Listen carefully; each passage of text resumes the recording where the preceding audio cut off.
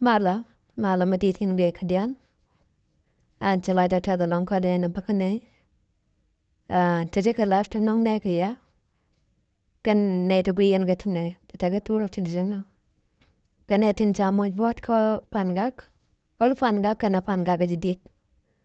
And at a take and Jibon and Dell and Jamoy a board. Can't I be and come on, Taman? Go to a kitten, a rope. One take a neat cut a review. Later, Chang qualified Grammajic and Angom. A Grammajic or wit and wait and Kunalican can tell by paint check Manay and I wait a book our Chinadial and Chenda wit, Kial, with Dial, Chirigian, Chiba what I wrong. And Grandma white I call Gorkan the Jidul wall, go de Pankin, de coat, de call Moikawal, ka de Borkin de Koyan. I can then queen will a widow, take an a targan of ping. La tell la quackrong to Kamaka, to dong de Kula Lokaka.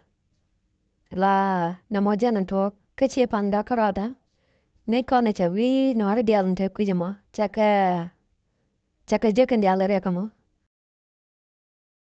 The Unity State can a upper state can deal, Wetton corner to Norton, Chidagamo Chakazep. Nato Nanyan Fangak. Can Jibon again?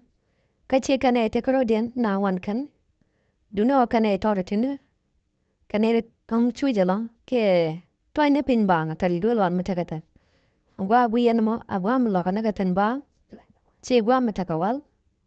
Ke wam matakadil wal this outlet. A wa bang me then. And wam a che gua che dul wal check a man animal. But I roll me then. Can it nanny and go twine can ping bang, tell a duel to gatin. Michinial dam den yal kerwang.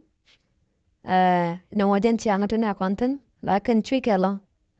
Tanana pin bang chang Billy Charlotte ko did not call try tantalaga.